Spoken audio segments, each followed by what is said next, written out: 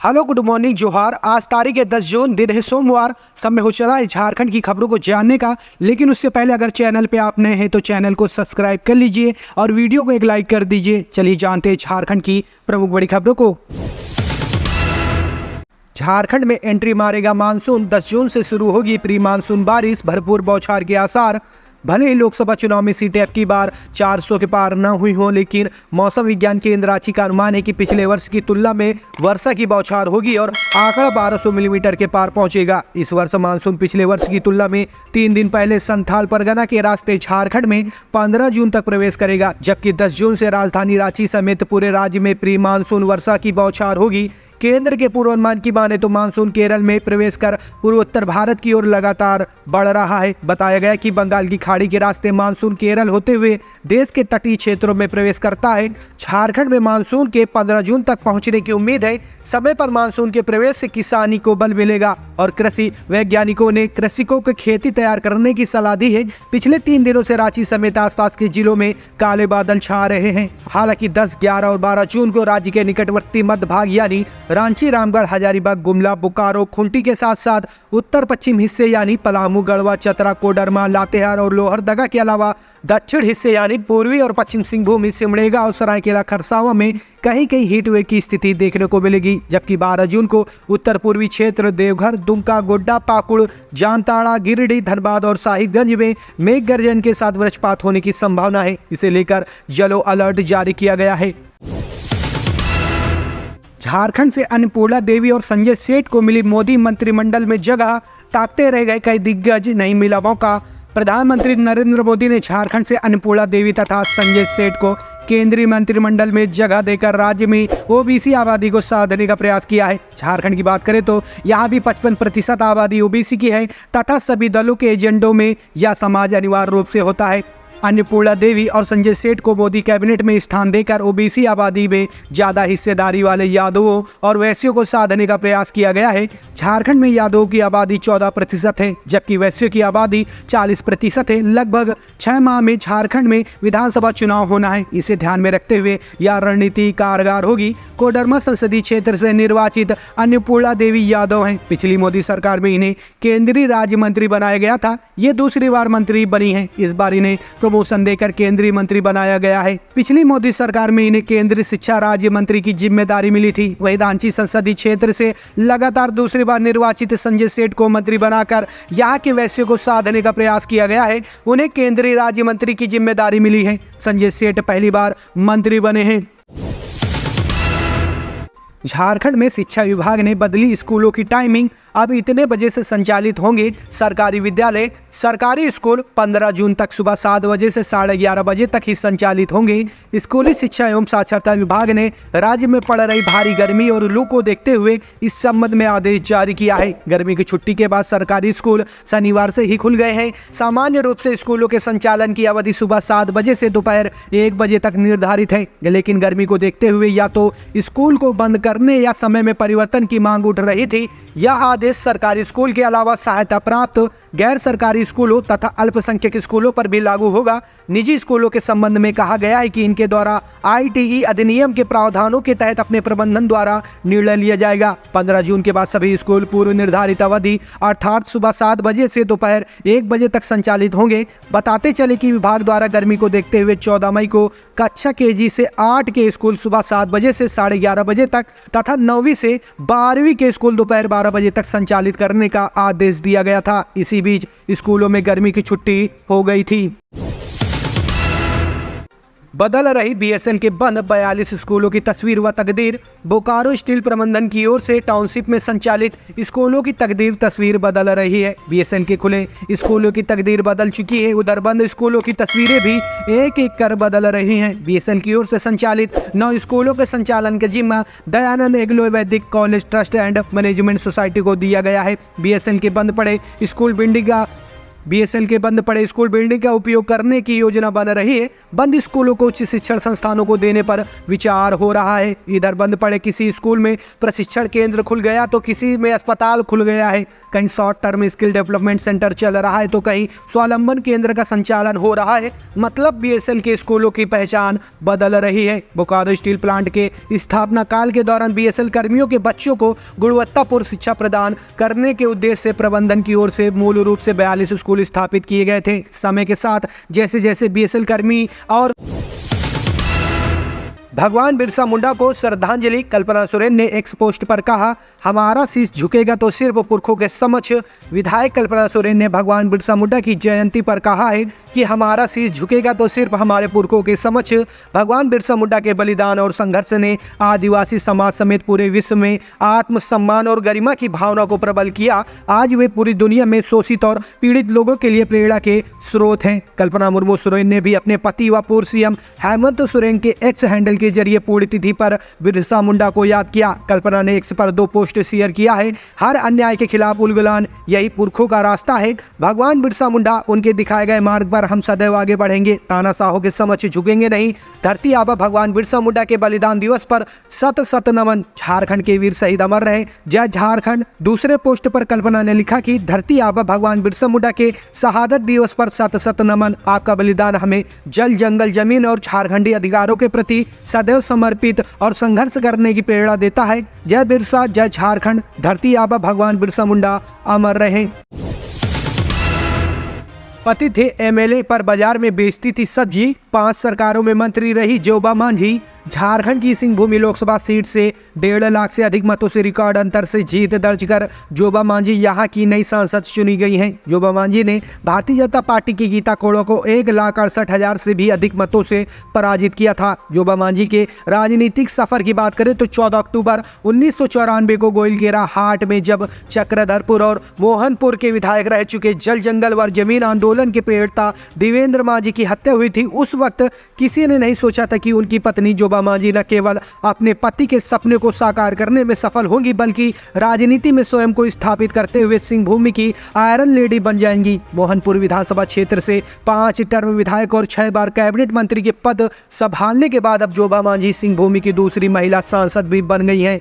राजनीति के शिखर तक पहुंचने के लिए जोबा मांझी ने जो संघर्ष किया वह सियासत में महिलाओं की सशक्त भागीदारी की मिसाल है। साल 1995 में अविभाजित बिहार में जोबा मांझी पहली बार मोहनपुर विधानसभा क्षेत्र से विधायक चुनी गई थी। इसके बाद उन्होंने पीछे मुड़कर नहीं देखा। वे बिहार में रबड़ी देवी सरकार में मंत्री बनाई गई। झारखंड गठन के बाद बाबूलाल मरांडी, अर्जुन मुंडा, मधु कोड़ा, शिबू सोरेन और हेमंत सोरेन सरकार में भी उन्हें मंत्री बनाया गया। उनकी पहचान निर्विवाद और बेदाग छवि के नेता के रूप में रही है।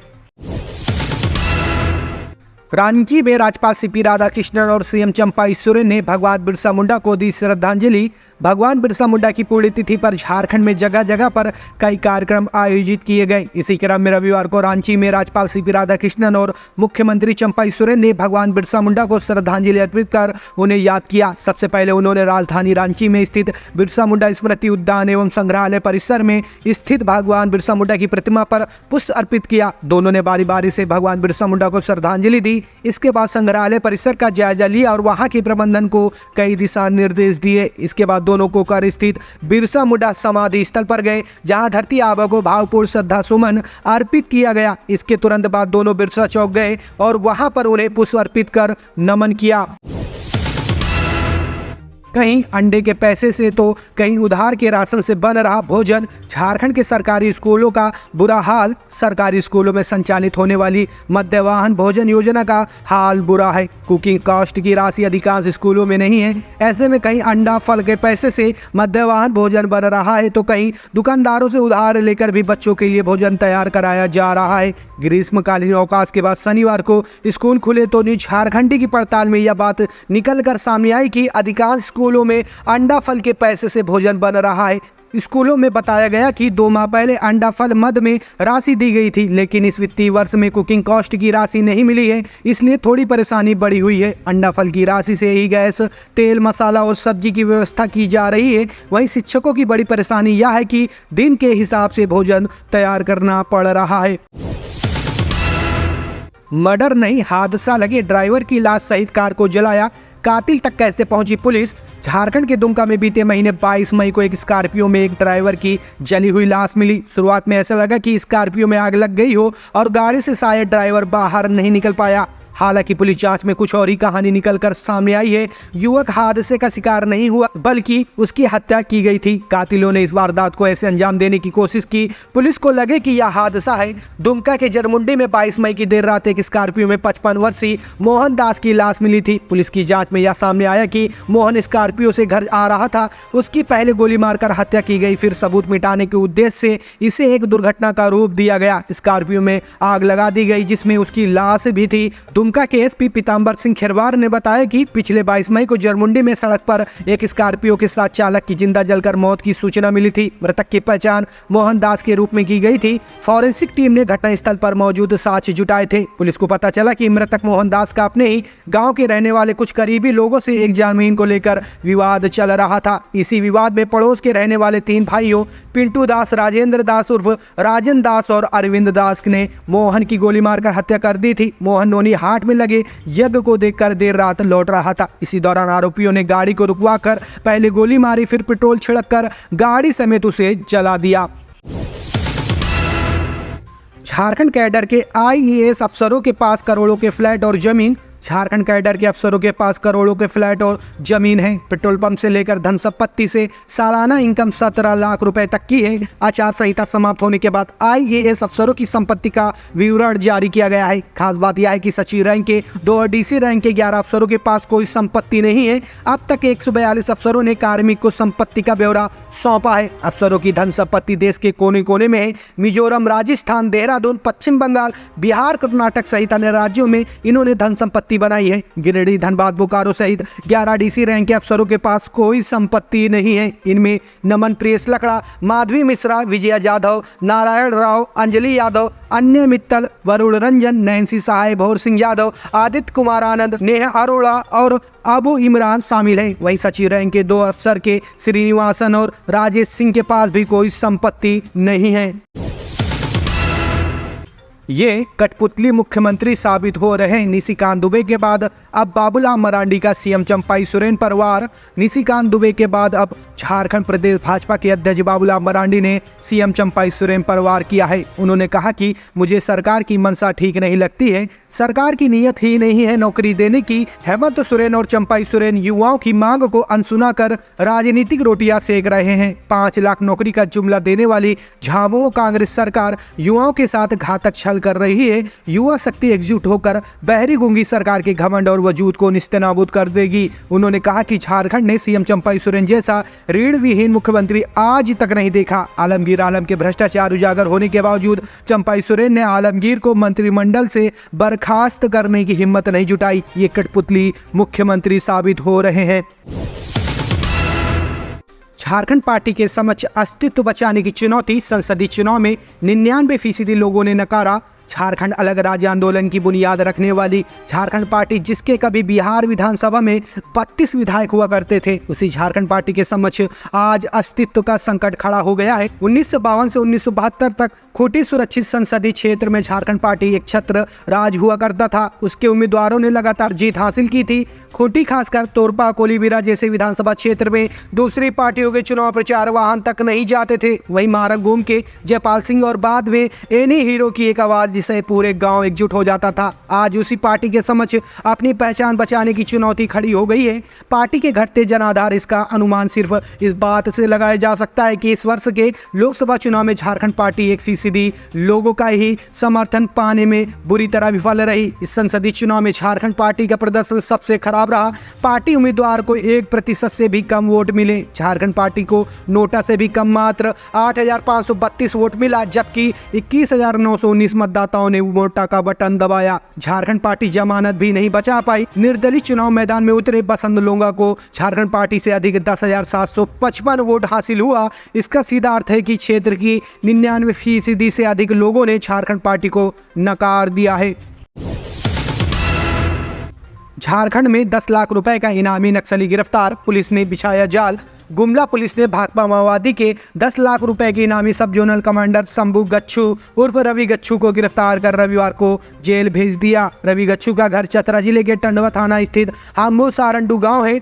पुलिस ने उसे घाघर थाना के दीर गांव स्थित छलका पाट कारासिली जंगल से गिरफ्तार किया है। उसके ऊपर चतरा, लातेहार, गुमला में 1 दर्जन से अधिक मामले दर्ज हैं।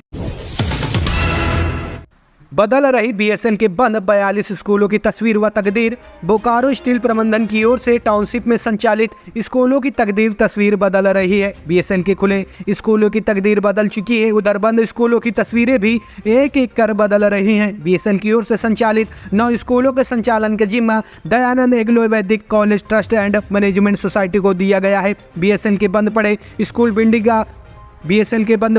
बिल्डिंग का उपयोग करने की योजना बन रही है। बंद स्कूलों को उच्च शिक्षण संस्थानों को देने पर विचार हो रहा है। इधर बंद पड़े किसी स्कूल में प्रशिक्षण केंद्र खुल गया तो किसी में अस्पताल खुल गया है। कहीं short term skill development centre चल रहा है तो कहीं स्वावलंबन केंद्र का संचालन हो रहा है। मतलब बीएसएल के स्कूलों की पहचान बदल रही है। बोकारो स्टील प्लांट के स्थापना काल के दौरान बीएसएल कर्मियों के बच्चों को गुणवत्तापूर्ण शिक्षा प्रदान करने के उद्देश्य से प्रबंधन की ओर से मूल रूप से 42 स्कूल स्थापित किए गए थे। समय के साथ जैसे जैसे बीएसएल कर्मी और उनके बच्चे की संख्या में धीरे धीरे गिरावट आई, कई स्कूलों का विलय कर दिया गया। कुछ ही दिन पहले तक संख्या घटकर 9 हो गई। बीएसएल एलएच सहित विभिन्न सेक्टरों में बंद पड़े स्कूल भवन न केवल खंडहर होते जा रहे बल्कि असामाजिक तत्वों का अड्डा बन गए हैं। कई स्कूलों की खिड़की, दरवाजे सहित अन्य सामानों की चोरी हो चुकी है। कुछ स्कूल आवारा मवेशियों का डेरा बन चुके हैं। कई की बिल्डिंगें गिर गई हैं।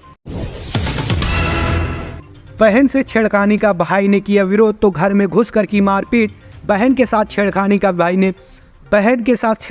भाई ने विरोध किया तो 30 से 40 युवकों ने घर में घुसकर भाई के साथ मारपीट की। यह मामला सदर थाना क्षेत्र के कोकर चुनाव भट्टा में रविवार की दोपहर में घटा है। इसे लेकर लड़की के पिता मनोज कुमार वर्मा ने सदर थाने में लिखित शिकायत दर्ज कराई है और कहा है कि रविवार की दोपहर 1:30 बजे रोशन यादव नाम का लड़का जो मेरे मोहल्ले का ही रहने वाला है, वह अपने साथ 30 से 40 की संख्या में लड़कों को लेकर हथियार के साथ मेरे घर में घुस गया और मेरे बेटा अभिषेक के साथ मारपीट की। इस दौरान घर का काफी सामान भी तोड़ दिया। इस घटना का मुख्य कारण यह है कि मेरी बेटी के साथ 2 दिन पहले रोशन यादव ने छेड़खानी की थी। उसे लेकर मेरे बेटे ने रोशन को डांट लगाई थी। उस वक्त रोशन ने धमकी दी थी कि पूरे परिवार को जान से मार देंगे।